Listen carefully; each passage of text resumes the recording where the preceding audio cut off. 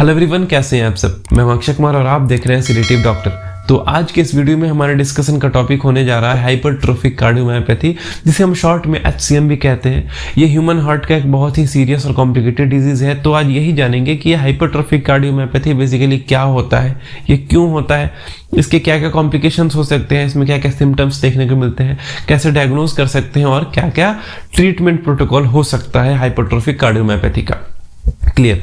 पिछले कुछ दिनों से जो भी कमेंट्स आ रहे थे हमारे वीडियोस पे या फिर जो भी डीएम्स आ रहे थे इंस्टा पे, मैं उनमें से किसी का भी कुछ रिप्लाई नहीं कर पा रहा था because I was suffering from my own health issue, जिसके कारण मैं पूरी तरह से डिस्टर्ब था और टाइम बिल्कुल भी नहीं मिल पा रहा था। But now I am free and I will reply to each and every comments as well as DMs of Instagram. Clear. तो चलिए आज का हमारा टॉपिक स्टार्ट करते हैं हाइपरट्रोफिक कार्डियोमायोपैथी। इसे समझने के लिए पहले कार्डियोमायोपैथी समझते हैं कि ये क्या होता है। कार्डियोमायोपैथी 3 शब्दों से मिलकर बना है। पहला हमारा है कार्डियो, कार्डियो का मतलब हार्ट।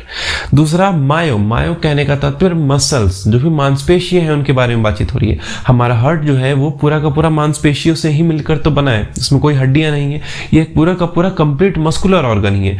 यानी कि यहाँ पर जो भी बातचीत होने जा रही है ये हार्ट के मसल्स से रिलेटेड ही कुछ बातचीत होने जा रही है। अब तीसरा जो शब्द है उस पर ध्यान देते हैं, वह पैथी। पैथी अर्थात पैथोलॉजी, पैथोलॉजी कहने का मतलब बीमारियां। इट मीन्स कि यहाँ पर जो बातचीत हमारा होने जा रहा है ये हार्ट के मसल के अंदर जो डिफेक्ट आ रहा है, हार्ट के मसल के अंदर जो एबनॉर्मलिटीज देखने को हमें मिल रहा है उसके बारे में बात हो रहा है। तो बेसिकली कार्डियोमायोपैथी में क्या होता है कि हमारे हार्ट का जो मसल है उसमें एबनॉर्मलिटी आता है। वो एबनॉर्मली या तो थिक हो जाएगा, बहुत ज्यादा मोटा हो जाएगा, या तो एबनॉर्मली बहुत ज्यादा पतला हो जाएगा, थिन हो जाएगा। क्लियर। इस बेसिस पर कार्डियोमायोपैथी के अलग अलग टाइप्स भी हैं, जैसे कि डायलेटेड कार्डियोमायोपैथी जिसमें हार्ट का जो मसल है वो थिन हो जाता है, पतला हो जाता है। दूसरा है रिस्ट्रिक्टिव कार्डियोमायोपैथी। तीसरा है हाइपरट्रोफिक कार्डियोमायोपैथी, जो कि हमारे आज का टॉपिक है। तो अब हाइपरट्रोफिक कार्डियोमायोपैथी के बारे में स्पेशली अगर बात करें तो इसमें जो हमारे हार्ट का मसल है, स्पेशली लेफ्ट वेंट्रिकल का जो मसल है वो मोटा हो जाता है, उसका थिकनेस बढ़ जाता है। क्यों थिकनेस बढ़ता है? बिकॉज वहां पर जो सेल है, जिस सेल से मिलकर हार्ट का मसल बना है, उन सेल का साइज इंक्रीज होता है, जिसके कारण जो लेफ्ट वेंट्रिकल का वॉल है, मस्कुलर वॉल है, उसका थिकनेस भी बढ़ जाता है। अब लेफ्ट वेंट्रिकल का बहुत ज्यादा क्लिनिकल सिग्निफिकेंस है हमारे बॉडी के अंदर। क्यों? Because left ventricle he pump करता है तो ऑक्सीजनेटेड यानी कि प्योर ब्लड हमारे पूरे बॉडी में सर्कुलेट करता है। अब अगर थिकनेस बढ़ जा रहा है हमारे हार्ट के मसल का, स्पेशली लेफ्ट वेंट्रिकल के मसल का थिकनेस अगर बढ़ जा रहा है तो क्या क्या परेशानियां देखने को मिल सकती हैं। क्यों परेशानी होगा? अगर लेफ्ट वेंट्रिकल के मसल का थिकनेस बढ़ ही जा रहा है तो परेशानी क्यों होगा? तो परेशानी इसलिए होगा कि हमारे हार्ट का जो मसल है उसके अंदर इलास्टिसिटी होता है, वो कॉन्ट्रैक्ट करता है, वो रिलैक्स करता है, जिसके कारण ब्लड पंप होता है। अब जैसे जैसे हार्ट के वॉल का थिकनेस इंक्रीज होता जाएगा वैसे वैसे उसका इलास्टिसिटी लूज होता जाएगा, उसका इलास्टिसिटी कम होता जाएगा, यानी कि मसल स्टिफ होता चला जाएगा। अब मसल अगर स्टिफ होगा तो वो सही से कॉन्ट्रैक्ट नहीं कर पाएगा, वह सही से रिलैक्स नहीं कर पाएगा, जिस कारण से जो ब्लड है वो ब्लड ढंग से पंप ही नहीं हो पाएगा लेफ्ट वेंट्रिकल से। अगर लेफ्ट वेंट्रिकल से ब्लड पंप नहीं हो पा रहा है तो हमारे बॉडी का जो भी ब्लड रिक्वायरमेंट है, जो भी ऑक्सीजन रिक्वायरमेंट है, जो भी न्यूट्रिशनल रिक्वायरमेंट है, वो कभी भी पूरा नहीं हो पाएगा, जिसके कारण बहुत सारे अलग अलग सिम्टम्स देखने को हमें मिल सकते हैं। तो मोटा मोटा ये जो हाइपरट्रोफिक कार्डियोमायोपैथी है वो इसी कंडीशन को कहते हैं। क्लियर। अब इसके भी 2 अलग अलग टाइप्स हैं। पहला टाइप है obstructive type and second one is non obstructive type. अब इन दोनों में क्या अंतर है वो समझिए। अगर हमारे हार्ट का स्ट्रक्चर हम इमेजिन करें तो हार्ट के निचले साइड में 2 चेंबर्स होता है बड़ा बड़ा, एक राइट साइड में राइट वेंट्रिकल होता है और लेफ्ट साइड में लेफ्ट वेंट्रिकल होता है। तो अगर राइट और लेफ्ट वेंट्रिकल के बीच का जो दीवार है जिसे हम सेप्टम बोलते हैं, इंटरवेंट्रिकुलर सेप्टम बोलते हैं, उस इंटरवेंट्रिकुलर सेप्टम के अंदर अगर उस सेप्टम का थिकनेस बढ़ जाए बहुत ज्यादा, जिसके कारण उस सेप्टम के थिकनेस के बढ़ने के कारण जो ब्लड फ्लो है उस ब्लड फ्लो में रुकावट आने लगे, तो उस कंडीशन को हम ऑब्स्ट्रक्टिव टाइप हाइपरट्रोफिक कार्डियोमायोपैथी कहते हैं। ऑब्स्ट्रक्टिव यानी कि ऑब्स्ट्रक्शन, यहाँ पे क्या हो रहा है कि जो ब्लड पंप कर रहा है लेफ्ट वेंट्रिकल, उसके पंपिंग में ऑब्स्ट्रक्शन आ रहा है, क्योंकि वेंट्रिकल का जो लेफ्ट वेंट्रिकल का जो सेप्टम है उस सेप्टम का साइज इंक्रीज हो गया है जो कि ऑब्स्ट्रक्ट कर रहा है ब्लड के फ्लो को। अब अगर ऑब्स्ट्रक्शन आएगा तो ब्लड फ्लो ढंग से हो नहीं पाएगा। देन फिर वही सारी बातें होंगी कि अगर ब्लड फ्लो नहीं हो पा रहा है तो बॉडी का हमारा न्यूट्रिशनल रिक्वायरमेंट पूरा नहीं हो पाएगा। तो ये तो पहला टाइप हुआ obstructive type. Now second is non obstructive type. इसमें क्या होता है कि सेप्टम का जो थिकनेस है उस सेप्टम का थिकनेस नहीं इंक्रीज होता है, जो लेफ्ट वेंट्रिकल का वॉल है उस वॉल का थिकनेस इंक्रीज हो जाता है। इसके इंक्रीज होने के कारण कोई ऑब्स्ट्रक्शन नहीं होता है, लेकिन प्रॉब्लम क्या होता है यहाँ पर कि जैसे ही थिकनेस बढ़ेगा तो लेफ्ट वेंट्रिकल का चेंबर साइज छोटा हो जाएगा, तो कम ब्लड फिल होगा लेफ्ट वेंट्रिकल के अंदर। अब कम ब्लड फिल होगा और पंपिंग में भी कठिनाई आएगा, क्योंकि जब थिकनेस मोटा हो जाएगा वॉल का तो वॉल भी स्टिफ हो जाएगा, मस्कुलर वॉल स्टिफ हो जाएगा। स्टिफनेस के कारण वो सही से पंप नहीं कर पाएगा ब्लड को। तो एक तो वहां पर ब्लड कम फिल हो ही रहा है और दूसरा हार्ट ठीक से पंप भी नहीं कर पा रहा है, तो और कम ब्लड बॉडी के अंदर जा रहा है। तो इसलिए अलग अलग कठिनाइयां और यहाँ पर अलग अलग सिम्टम्स देखने को मिल सकते हैं।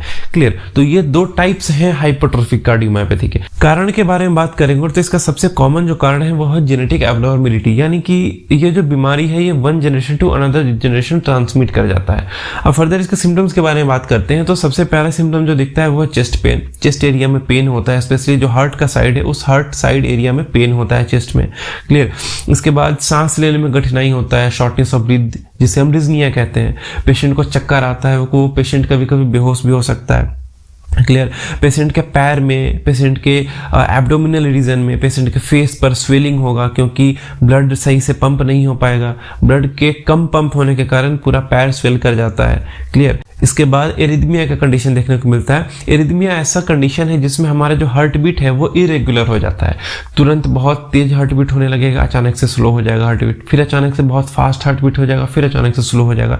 एक रिदम, एक पैटर्न में हार्ट बीट नहीं करता है, वो हार्ट बीट का स्पीड अप डाउन फ्लक्चुएट करता रहता है। तो उस कंडीशन को हम एरिथमिया कहते हैं। तो ये भी देखने को हमें मिल सकता है। पेशेंट काफी थका महसूस करेगा, बहुत थकान होगा पेशेंट को, बहुत चक्कर आएगा, पेशेंट बेहोश भी हो सकता है। तो ये सारे कुछ कॉमन सिम्टम्स हैं जो कि हमें देखने को मिलते हैं हाइपरट्रोफिक कार्डियोमायोपैथी के केस में। इसके कॉम्प्लिकेशंस के बारे में बात करें अगर तो पहला तो एरिथमिया मैंने बताया, और दूसरा हार्ट फेलियर हो सकता है, तीसरा सडन कार्डियक अरेस्ट देखने को मिल सकता है, ब्लड क्लॉटिंग हो सकता है, स्ट्रोक भी देखने को मिल सकता है इसमें, या फिर एट्रियल फाइब्रिलेशन एक कंडीशन है वो भी इसमें हमें देखने को मिल सकता है। अगर इनमें से कोई भी टॉपिक आपको समझ नहीं आ रहा है जो भी कॉम्प्लिकेशंस में मैंने बताया तो बताइएगा, मैं उस पर सेपरेट डेडिकेटेड वीडियो बना दूंगा।